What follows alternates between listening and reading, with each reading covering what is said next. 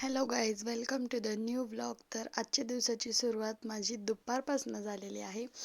सकाळी काय video shoot करायचं झालं नाही, तर दुपारी जेवणामध्ये मी बनवली होती मस्त मसाला बटाटा बनवली होती आणि खूप टेस्टी झाली. आणि हा रात्रीचा भात होता, त्याला मस्त फ्राय केलं होतं कांदा टोमॅटो मिरची कोथिंबीर कढीपत्ता टाकून, आणि सोबतच जिरे मोहरी देखील.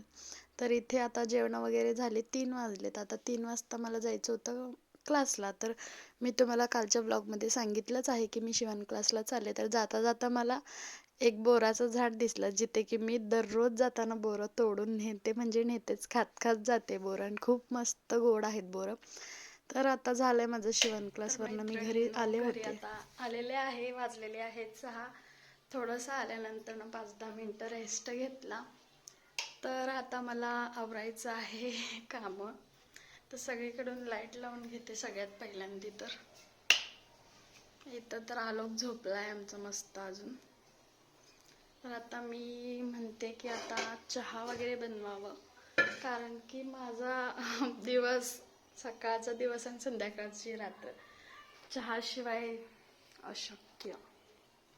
चहा म्हणजे माझ्यासाठी एक काय म्हणते, चांगली सवय नाही आहे चहाची, माहिती आहे मला, पण काय करणार, आता ही सवय लागलीच आहे. आणि म्हणजे लहानपणापासूनच चहा काय पित नव्हते, म्हणजे चहा घ्यायचा आणि मस्त दूध घालून प्यायचं. पण आता चहाची इतकी सवय लागली की काय सांगायला नको. इथं मला अजून कामं पण आवरायची आहेत. तर आता मी इथं एकटीच आहे चहा पिण्यासाठी. माझ्या सासूबाईंनी तर, त्यांना तर चहा आवडतच नाही, पण मला खूप आवडतं. तर आता मस्त चहा ठेवते आणि मग तुमच्यासोबत बोलते. पहा फ्रेंड्स, आपला इथं चहा शिजतोय, तोपर्यंत आता घरातला कचरा काढूया, म्हणजे की झाडू मारून घेऊया. तर माझं हे रुटीन तर असतं. क्लासवरनं यायचं, चहा ठेवायचं, पहिला तोंडात पाय धुवायचं, चहा ठेवायचं, चहा ठेवून झाला की लगेच आपलं कामाला लागायचं. चला तर आता हे काम करून तुमच्यासोबत बोलते. तोपर्यंतच इथं माझं पिल्लू उठलेलं आहे. हाय कर, मागं सरक, हाय कर सगळ्यांना, हाय. झाली झोप? त्रास दिला का आवाला? अभ्यास? तर आता मस्त झाडू मारून घेते. क्लासवरून आल्यानंतर माझं सगळ्यात पहिल्यांदा काम असतं तोंड हात पाय धुवायचं, सगळीकडनं लाईटी लावायचे, मस्त चहा ठेवायचा आणि झाडू मारायचं आणि चहा एन्जॉय करायचं. मग तिथनं पुढं जे काही असेल ते. तर फ्रेंड्स, इथे एक गोष्ट मी विसरली आहे, ती म्हणजे की दूध तापवायचं होतं. ते काम पण पटापट करून घेऊ, कारण की मुलांचा दूध प्यायचा टायमिंग झालेला आहे. सो इथं आपला चहा मस्त उकळत आहे. चहा म्हणजे काय सांगू आता तुम्हाला, इतकं भारी वाटतं चहा. चहा स्वर्ग.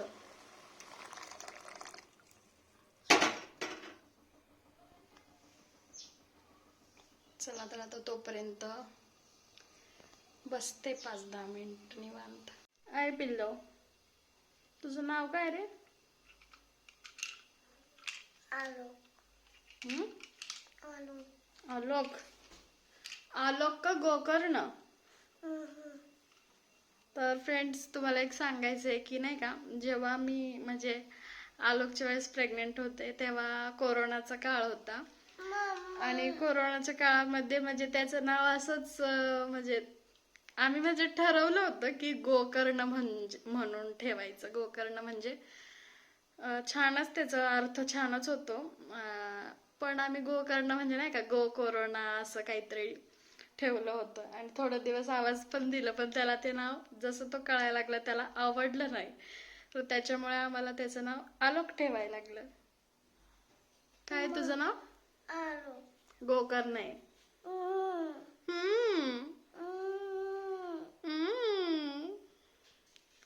आणि खरंच म्हणजे खूप खूप म्हणजे खूप काय काय प्रॉब्लेम फेस करावे लागले याच्या वेळेस. ते सगळं तुमच्यासोबत होऊ नये याच्यासाठी मी लवकरच एक व्हिडिओ घेऊन येणार आहे तुमच्यासाठी. तर चला, व्हिडिओ कंटिन्यू करा. आणि आता स्वयंपाकाची तयारी वगैरे करते. पहिला चहा घेते आणि मग स्वयंपाकाची तयारी करताना मी तुमच्यासोबत बोलते. बाय बाय कर. तर इथं आता टाईम झालेला आहे स्वयंपाकाचा. तर सगळ्यात पहिल्यांदा तर मी तुम्हाला कालच सांगितलं की माझं सगळ्यात पहिल्यांदा काम असतं की भात लावायचा. आज भात थोडासाच करायचा होता, त्याच्यामुळं पातेल्यातच लावलाय. आणि पातेल्यात जर भात लावला की मोकळा होतो, पण मला पातेल्यातला भात आवडत नाही. जसं कुकरमधला टेस्टी लागतो तसं पातेल्यामध्ये लागत नाही. आणि मी कधीच बनवत नव्हते, इकडे इकडे सवय लागली आहे मला पण पातेल्यात भात बनवायची. तर भात बनवता बनवताच लक्षात आलं की आपल्याला मस्त इडल्या बनवायच्या आहेत. तर त्याच्यासाठी मी इथे आता तांदूळ भिजवणार आहे. आणि माझ्या इडल्या खरंच खूप म्हणजे खूप सॉफ्ट होतात, कारण की मी मेजरमेंट म्हणजे चांगलं ठेवते. बघा आता 3 ग्लास आपण इथे तांदूळ घ्यायचा आणि 1 ग्लास उडदाची डाळ घ्यायची. आणि बाकीचं मी काहीच टाकत नाही बरं का. कोण कोण हरभऱ्याची डाळ टाकतात किंवा पोहे टाकतात, मी तसलं काहीच टाकत नाही, फक्त उडदाची डाळ आणि तांदूळ. तर आता हे मस्तपैकी छान याच्यातनं पाकडून घेते. पाकडून घेतलं की आपलं नाही का, जे काही घाण कचरा खडे वगैरे असतील, खडे तर नाही निघत, आपण हाताने वेचले कीच निघतात. आणि खडे नव्हते पण तसं पण याच्यामध्ये, तर छानपैकी पाकडला जो काही कचरा आहे तो निघून गेला. आणि तुम्ही अशा प्रकारच्या इडल्या एकदा बनवूनच पहा, खरंच खूप टेस्टी होतात. फक्त उडदाची डाळ टाकायची आणि तांदूळ घ्यायचं, म्हणजे 3 ग्लास घेते मी, आम्हाला बास होतं तेवढं. 3 ग्लास तांदूळ घेतलं की 1 ग्लास उडीद डाळ घेते आणि मस्त नाही का दोन्ही एकत्रच भिजवते, असं वेगवेगळं पण भिजवत नाही. तर इथं मी हे डाळ काढताना अनुची पहा मस्ती किती चालली आहे मध्ये मध्ये. बघ बघ कुठे आहे भाऊ, कुठे आहे भाऊ, चालले मी, बाय.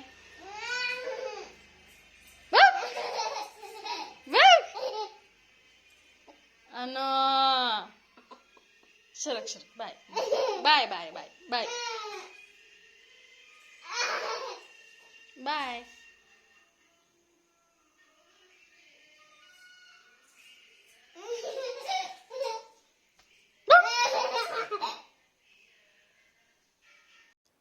आता ही डाळ घेतलेली पण याच्यामध्येच टाकते मी, काही वेगवेगळं पण भिजवत नाही. आणि मस्त 6 ते 7 पाण्याने धुवून घेते, कारण की खूप घाण निघते. आणि इतकं म्हणजे नंतरनं पाणी टाकून आपल्याला छान भिजत ठेवायचे. तर इथे आता डाळ तांदूळ तर भिजत ठेवलेलं आहे, आता उद्या सकाळीच वाटणार. आणि आता मग म्हटलं शेपूची भाजी आहे, काल नीट करून ठेवली होती, तर तिला काही सकाळी बनवलीच नाही. म्हटलं संध्याकाळच्या जेवणात भाकरीसोबत खूप भारी लागते, तर म्हणलं आता तेच बनवावं. तर इथे एकच पेंडी होती, मग त्याच्यामुळे नाही का लगेच झालं कापून. आणि मला चाकूने कापायला खूप आवडतं, मला ते विळ्याने वगैरे अजिबातच कापायला येत नाही, सवय नसल्यामुळे. आणि मम्मीकडे पण म्हणजे चाकूनेच कापत होतं. तर आता मी तुमच्यासोबत शेपूची भाजीची रेसिपी शेअर करते. तर इथे सगळ्यात पहिल्यांदा लसूण घेतलेत 7-8 पाकळ्या, छान बारीक चेचून घेतल्या, बारीक म्हणजे ओबडधोबडच ठेवलं, जास्त बारीक नाही केलंय. आणि मटकीची डाळ घेतली आणि शेपू मस्त पाण्यामध्ये भिजत ठेवली, म्हणजे धुली आहे त्याला. माती पण खूप निघली आणि नंतरनं थोडंसं पाण्यात भिजत ठेवले, म्हणजे जेणे काही माती असली की निघून जाईल म्हणून. तर इथे आता कढईमध्ये 2.5 चमचे तेल टाकले मी, म्हणजे शेपूच्या भाजीला जास्त तेल असले की खूप टेस्टी लागते. आणि इथं गॅसची फ्लेम थोडीशी मोठी केली, कारण की आपला लसूण छान असा सोनेरी रंगापर्यंत वर येईपर्यंत आपल्याला छान भाजून घ्यायचे. तर पाहू शकता तुम्ही आता किती मस्त वाटायला लागले नाही का. आणि म्हणजे तेलामध्ये लसूण टाकताच इतकं भारी खमंग वास येतो ना, काही विचारायलाच नको.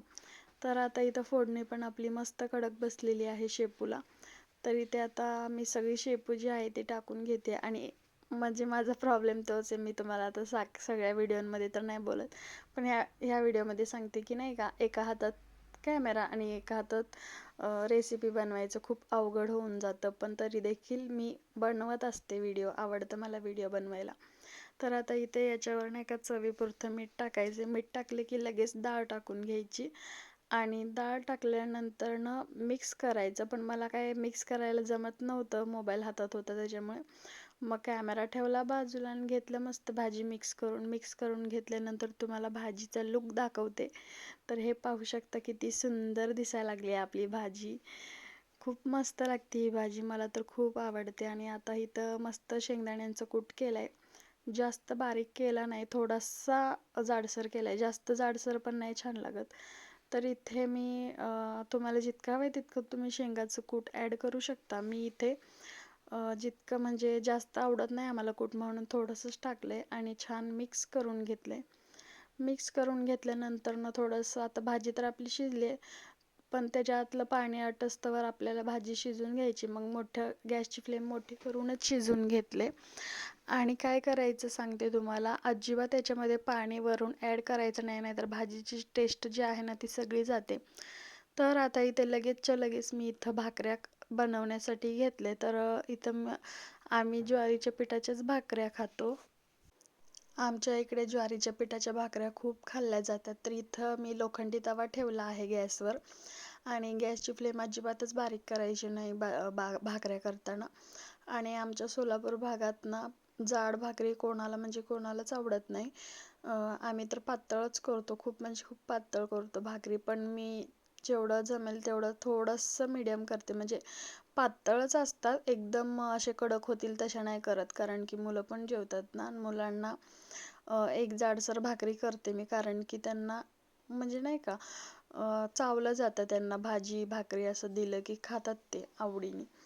तर आता इथे मस्त तवा तापलेला आहे का नाही चेक केलं. चेक केल्यानंतर ना आपली जी भाकरी आहे ती याच्या तव्यावर टाकून घेतली आणि लगेच दुसरी भाकरी पण बनवायला घेतली. चला तर आता तुम्ही व्लॉग कंटिन्यू करा.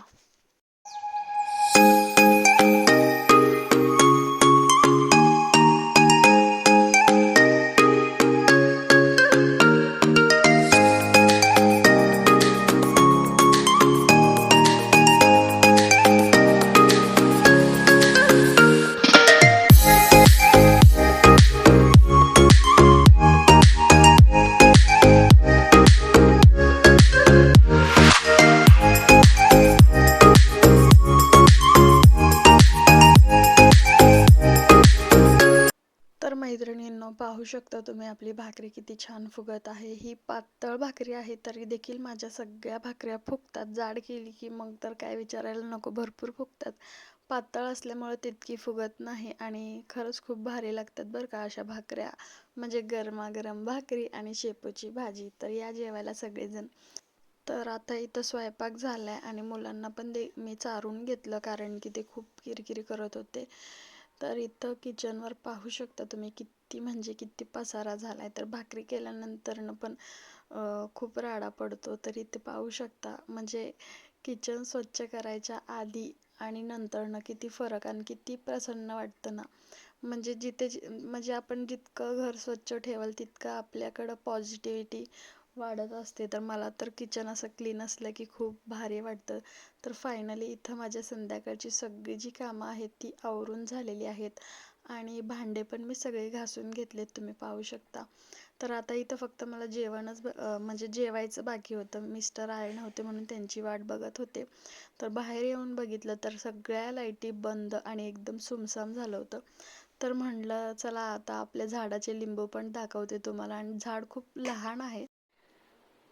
आत्ता झाली माझी सगळी कामं आणि अजून जेवण बाकी आहे. जेवणाला अजून 9:15 झालेत, तर हे अजून आले नाहीत. तर हे आले की आम्ही जेवण करू. तर असा गेला माझा आजचा दिवस आणि जे काही दिवसभरात मला शूट करायचं जमेल तितकं मी तुमच्यासोबत शेअर केलंय.